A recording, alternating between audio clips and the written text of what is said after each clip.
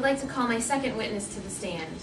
She was involved in volleyball in the fall, school musicals in both fall and spring, on the yearbook committee and various honor societies, and was an ardent basketball fan for her, quote, fab team.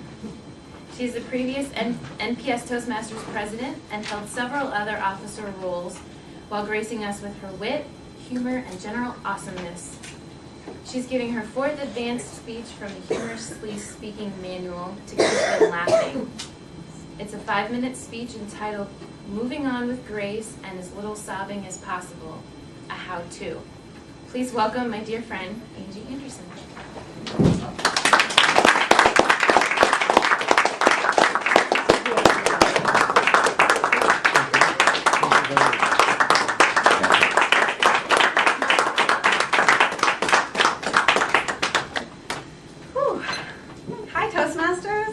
Hello. After that eloquent introduction, I can hardly wait to hear what I have to say.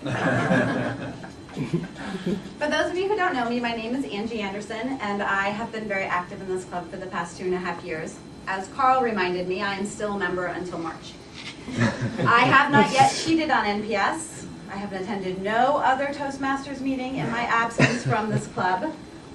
I'm getting there, but I'm just not ready to leave you all yet. I just moved, and it was not the usual traumatic military move. In fact, it was quite easy. My husband was assigned to a base 3 hours south of Monterey in Santa Maria, California. Now you might be thinking, a Marine who is being ordered to spend 5.5 years on the wonderful California coast, oh, what hardship. And let me tell you, ladies and gentlemen, I am delighted to serve my country in this way. Now, it has not been a difficult move. We said goodbye to our stuff on a Wednesday. We said hello to it on a Thursday morning. It was door to door. It was brilliant. And so, when people ask me, did I have a good move, I can honestly say yes. But as you all know, if you've ever moved, there are things you need to get over, things you need to replace. And you can be a little sad.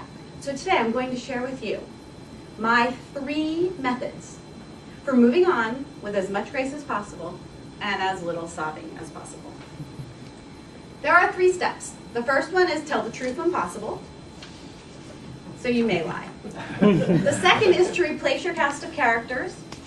And the third is to find solo activities to take the place of the group activities that you once so enjoyed until you can find a new group.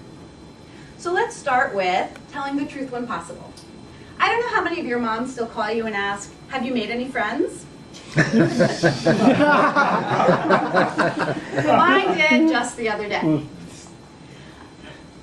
Yes, I've made some friends. In fact, the barista at Starbucks and I are on a first name basis. She calls me by name when she hands me my coffee. The 2 old men who take up the 2 comfortable chairs at Starbucks and I are also on a first name because I lurk until they leave. And I can sit down and enjoy my bagel.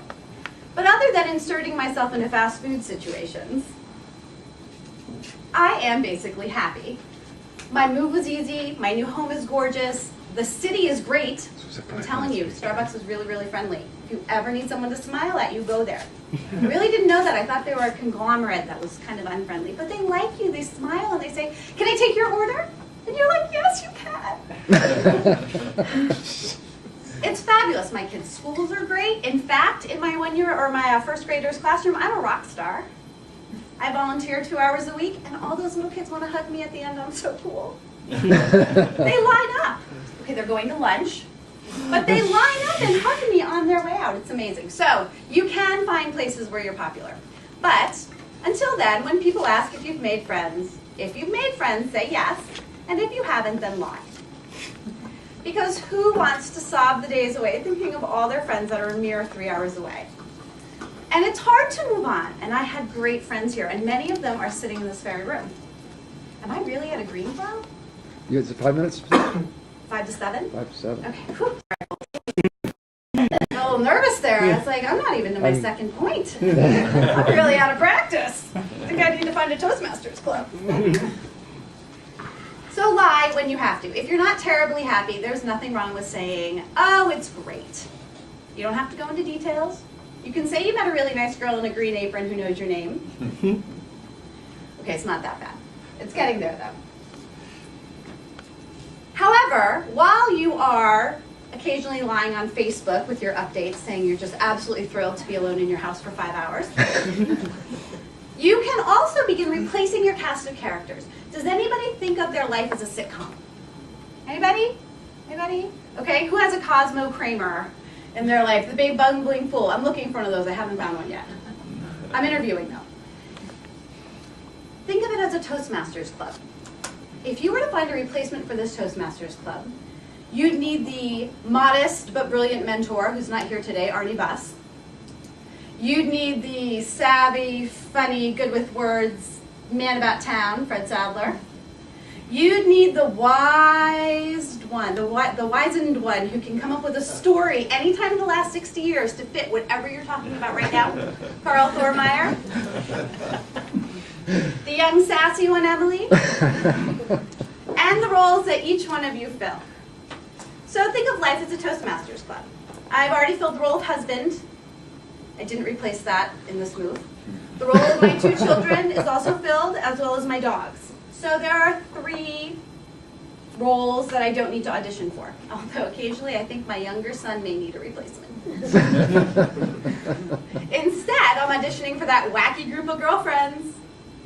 Those crazy coffee neighbors that you pop over for in the morning or who are constantly popping into your house. People really do just walk into your house. Did you know that?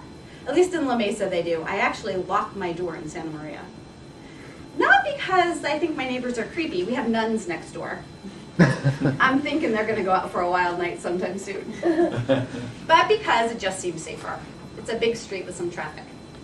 So while I'm trying to replace my cast of characters, I've had to find some solo activities to take up my time that I would normally be spending with other people. And after I put my children on the bus, you know I have to send my oldest on the bus, can you believe it? And I take my youngest to school, I'm in an empty house.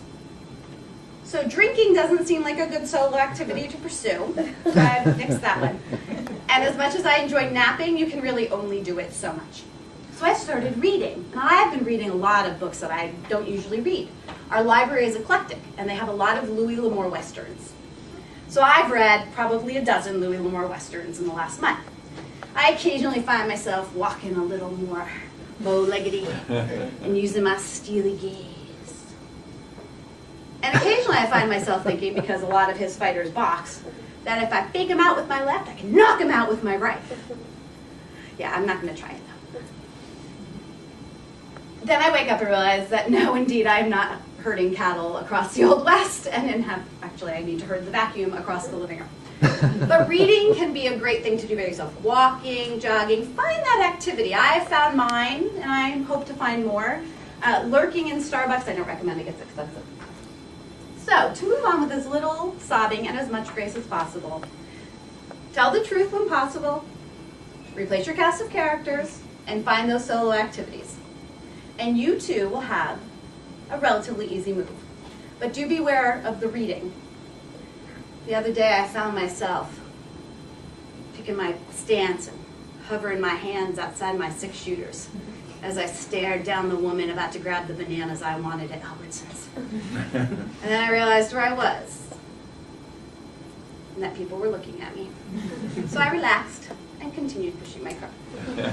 Madam Toastmaster.